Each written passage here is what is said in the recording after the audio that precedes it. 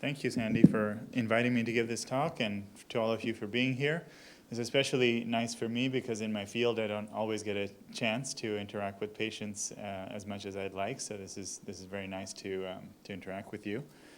As Sandy said, I work in radiology and nuclear medicine, and the outline of my talk is I'm going to try to make this very straightforward, which is that the first part, I'd like to summarize some of what we currently use in terms of imaging of kidney cancer. And in the second part, I'd like to go into some of the more novel things that we're looking towards. And actually, Dr. Fan, who will speak after me, will also talk about some interesting things as well. So to go into some of the basic things that we use, hopefully most of these things are relatively familiar to you, but I'll just summarize what the role is in evaluation of kidney cancer. So certainly everyone in the room has heard of X-rays, and the benefit to X-ray is certainly that it's very straightforward and easy to use. It's inexpensive, and it's also a very, very low amount of radiation. So there's really nothing to be concerned about from that point of view.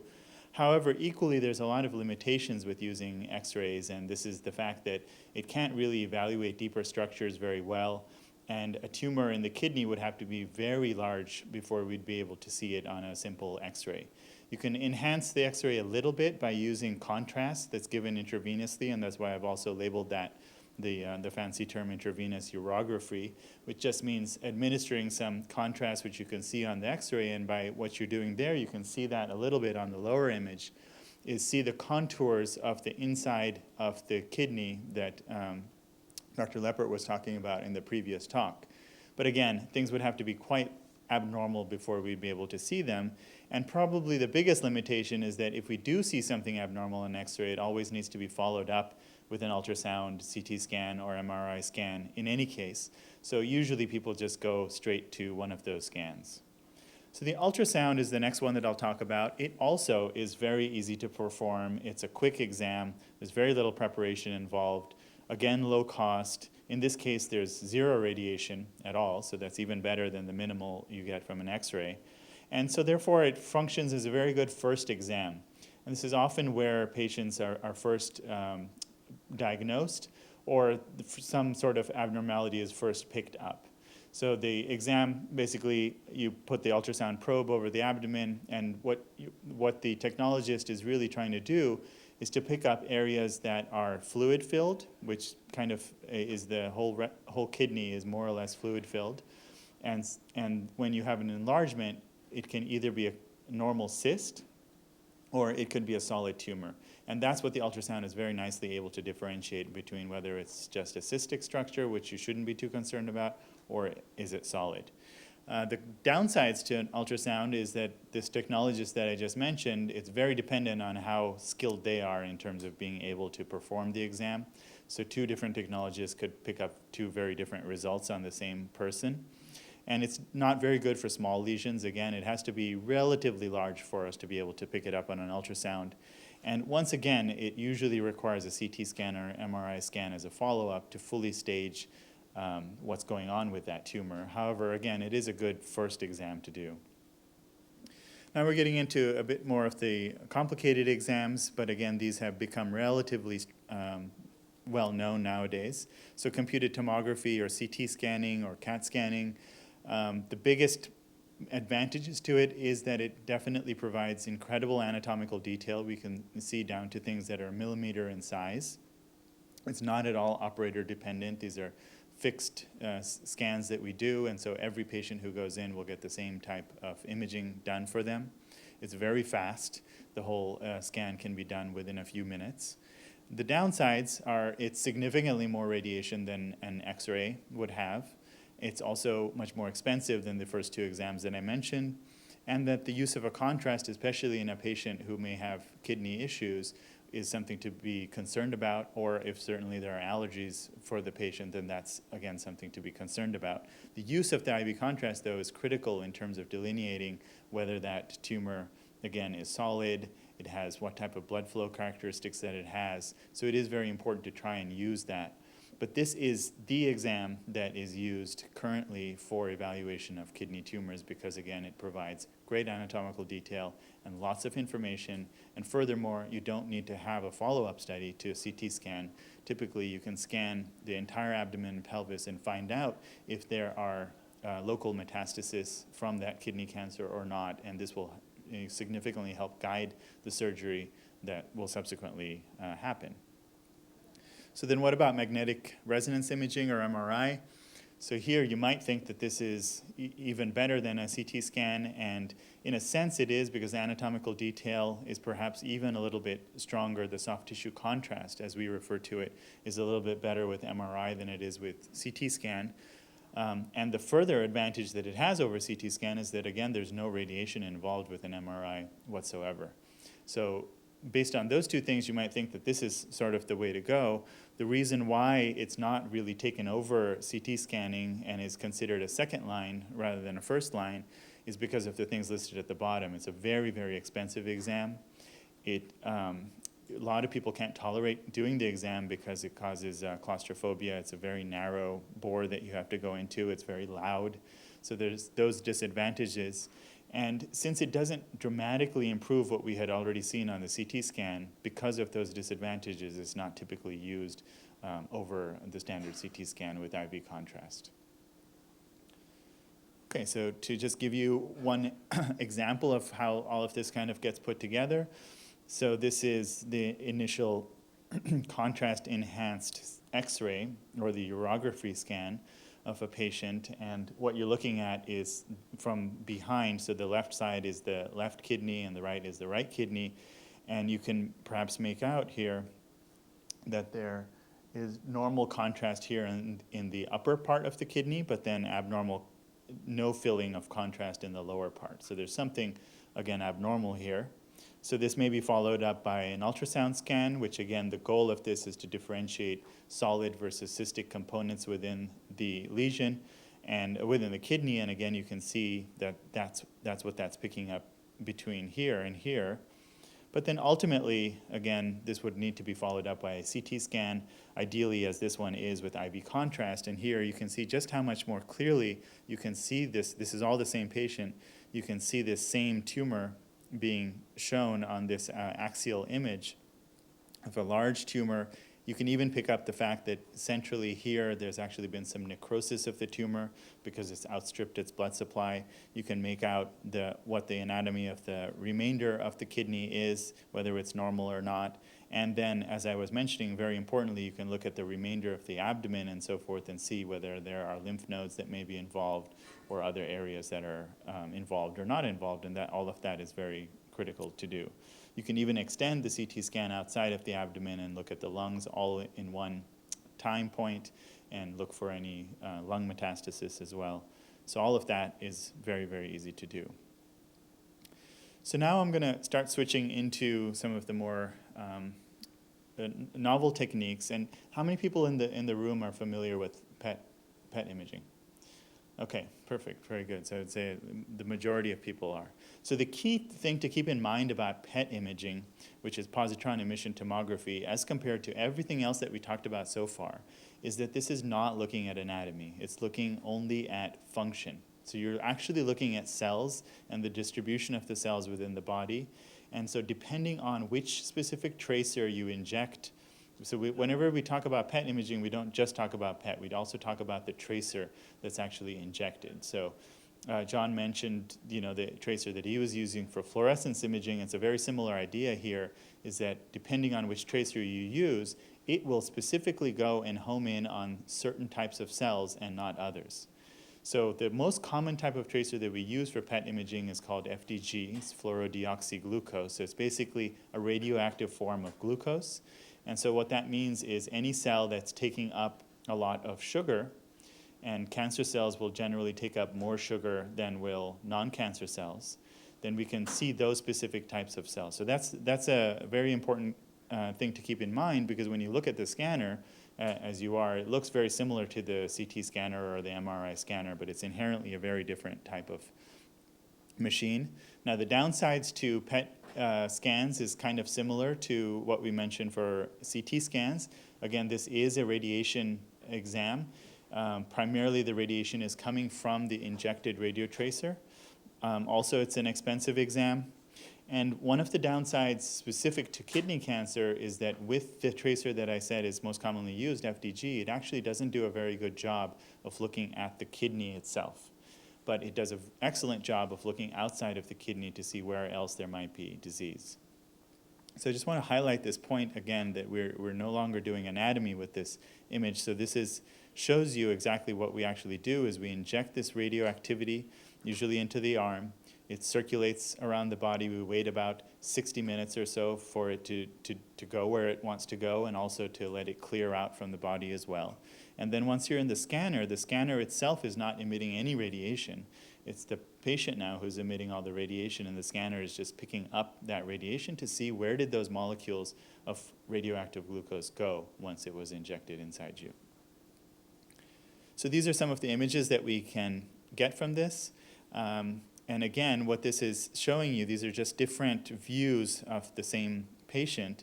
What this particular image is showing you is that we can't evaluate the kidney itself well for various reasons that kind of go beyond the scope of this talk. But these other arrows are pointing out the areas of metastasis very far away from where the original tumor was. And this would have been very hard to pick up on standard anatomical imaging. Often, even if you looked at that area on a CT scan or an MRI scan, you may not actually pick up anything abnormal. The major advantage to this is it's very, very sensitive. It's much more sensitive than a CT scan or an MRI scan for small amounts of tumor. You would have to have a large amount of tumor in a different area for it to cause an anatomic deformity in that area for a CT scan or MRI scan to pick it up. So that's where the real role of FDG PET in particular is to look at the whole body and to identify all the areas that are involved potentially with disease. So as you can see from these images, one downside to it is it's a little bit hard to actually tell where you are within the body, because again, this is all just looking at cellular uptake rather than anatomy. And so one thing that's been done since the early 2000s is that no PET scanner actually has been sold since then without it being attached to a CT scanner. So ever since then, people obviously realized that, well, if you combine the CT scanner, get the anatomy, and then you do the PET scan and get the functional imaging, then you get the best of both worlds. So this is just typical image of what we see. Here's the whole body PET image, and this is an axial PET image, and then we combine it with an axial CT scan, and we actually do a fusion overlay. The computer automatically does it. Since the scanners now come with the PET and CT component together, it's very easy to simultaneously acquire these images, and this is why when you've had it done, if you've had it done, we've asked you to lie very still if you can, so that there's no movement between the CT portion and the PET portion, and for small lesions, we can really identify exactly where that was. The other thing PET imaging is very good at, and again, I would argue that it's significantly better than anatomical imaging, is looking at response to therapy. So this is, of course, very important for everyone with cancer, is that once you've been treated, how do you know whether the treatment is actually working? And what you can see on these serial images, so that this is labeled at baseline, this is 4 weeks after therapy, this is after 16 weeks of therapy, and you can just, anyone in the room can pick out that there's a lot of lesions here, a lot of black dots that have improved on the middle scan and that have improved further on the follow-up scan. And further to drive home the point, you can see on this images that here's the baseline scan, here's the 4-week follow-up scan, and on the CT portion of it, right, which is under this fusion, it actually doesn't look any different at all, both in this pulmonary nodule and in this lymph node here in the front of the mediastinum. And however, you can see that the FDG uptake has decreased dramatically. So this is showing you the power of the response assessment with functional imaging, which normal anatomy often is lagging behind a long time. It's not that this is not going to show improvement, it's that it would take much longer to know, and we want to know right away whether a treatment is working so that we can either continue that treatment or change that treatment as needed. So to conclude, I'm going to go into some of the newest technologies that we have for, oh, is there a question?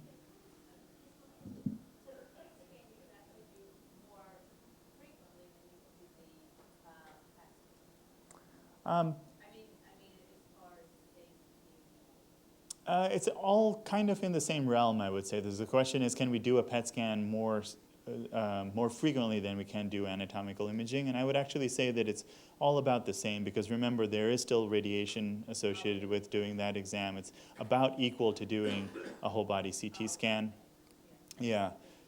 And then, yeah, exactly. And then not to get into it, but of course there's insurance issues and so forth, and so they only allow every so often. But even medically, I would say that it doesn't necessarily make sense to do things too often, because then you pick up other things which may not be relevant. I assume that you inject again for each of these images, right? You have the same radio. That's right, yeah. Yeah, the radio tracer that we use actually has a half-life of 2 hours, so after about 1 day, it's gone anyway, so we have to inject again. So one of the main areas that is a focus of research for us in imaging is to use novel radio tracers. So I mentioned the radioactive glucose. That's been used now, believe it or not, for almost 20 years, a little over 20 years actually. And no other radio tracer has been able to really overcome how good FDG already is. But over the past several years, there's been a lot of very interesting work going on new things that highlight specific other types of cellular activity rather than just the glucose. So I'm going to highlight 2 of them in the remaining amount of time I have. One that is really up and coming is called glutamate imaging. This is a very complex slide, and all I mean to show you with it is that this glutamate molecule within the cell, you can see that it has a very central role in many different functions within the cell. So the idea being that if you could image non-invasively what's going on with that glutamate, that would be very interesting to know what's going on. And again, we think the cancer cells have much more glutamate than do other types of cells. And secondly, if you can block that glutamate from being within the cell, then you could potentially block the cancer cells from growing as well. Just to But would you block everything? well, you're never able to block everything, but you preferentially are blocking it in the cancer cells over the normal cells because they have much more of that glutamate than do normal cells. This is just to show you how many, this is just a very small number actually of the articles that have been published within the last few years looking at this glutamate and how it functions within the cell, just to show you how much interest there is in cancer research related to glutamate imaging. And glutamate is such a new radio tracer that we actually haven't even imaged anywhere in the world a single patient with kidney cancer. But we're actually right on the brink of doing that.